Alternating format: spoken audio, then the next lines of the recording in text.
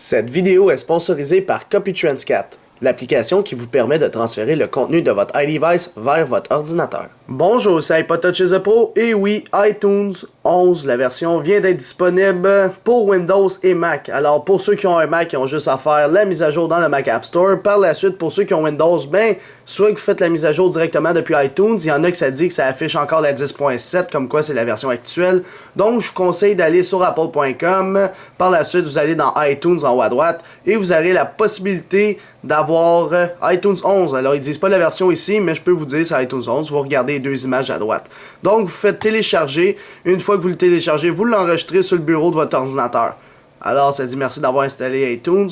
Moi je l'ai installé pour la version 64 bits. Alors on le voit ici. Puis on voit que iTunes est maintenant installé. Donc c'est ça la nouvelle version. On a même changé de logo. Fait que là je vais faire terminer. Alors là les contrats de licence, on va dire accepter. Et par la suite, vous allez constater que j'ai maintenant iTunes 11. Alors là, il va nous dire oui, bienvenue dans iTunes, blablabla. Voulez-vous télécharger le tableau de bord d'iCloud? Me le rappeler plus tard pour moi. Alors sur Mac, ils vont pas vous poser cette question-là. Et par la suite, vous avez maintenant le fameux iTunes 11. Fait que vous voyez ici, vous pouvez trier par morceaux, artistes, genre, etc. Mais avant, il faut dire ok, j'ai compris. Fait que accepter. On va le laisser de même. Et par la suite, on voit morceaux, album, par la suite artiste, genre, liste de lecture, radio, match. Alors pour ceux qui s'ennuient de la barre latérale à gauche, qu'on peut avoir musique, etc., là, qui était un peu le genre de ça ici, là. Alors ce que je vous conseille de faire, c'est Alt. Pour ceux qui ont Windows, vous faites Alt.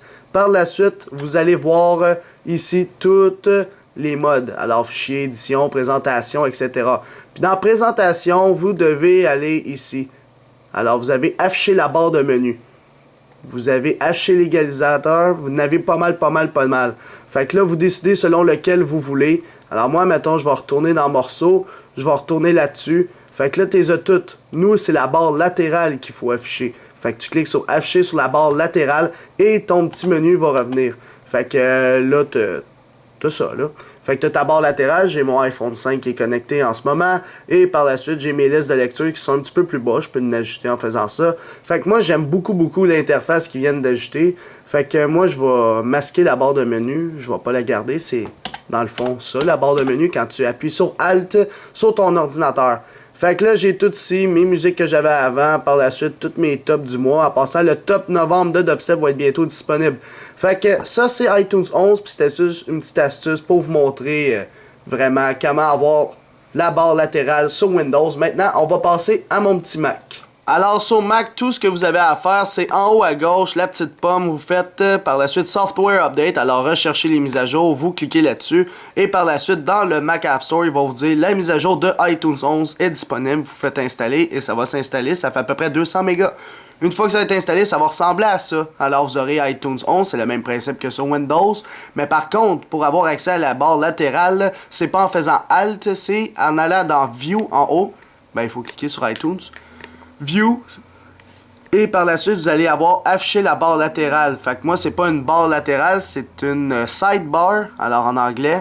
Alors on appuie là-dessus et j'ai maintenant ma petite barre latérale. Alors oui, c'est ça, je me suis procuré un petit Mac là. Oups, faut pas que je mette de musique sur YouTube, attention. Je me suis procuré un petit MacBook Air là, 13 pouces.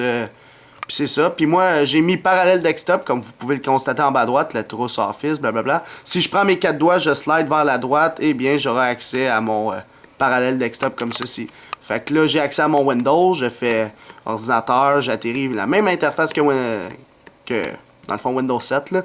Par la suite, je m'en vais dans Google Chrome, ça va m'ouvrir Google Chrome en mode Windows. Tu sais, j'ai toutes mes applications Windows qui peuvent rouler. Puis je prends mes 4 doigts, je slide de droite à gauche et je retourne sur mon Mac. Fait que là, j'ai une image de trop, il faut juste que je l'enlève en faisant le petit X en haut. Ouais, je l'arrache un peu encore. Là. En tout cas, vous voyez que vous pouvez avoir Windows puis Mac en même temps.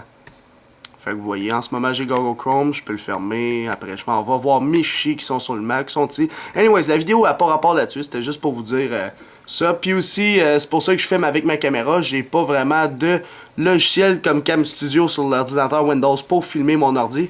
Je suis sûr qu'il en existe, pour ça que si vous en connaissez un qui est bon, gratuit, juste le dire dans les commentaires sur YouTube seulement. Merci beaucoup, au revoir. Alors j'espère que vous avez aimé la vidéo, alors merci de aimer la vidéo que vous venez de voir. Par la suite, abonnez-vous à ma chaîne YouTube en cliquant sur s'abonner. Suivez-moi sur Twitter et ainsi aimez la page Facebook, les vidéos d'Alex. Merci beaucoup, au revoir.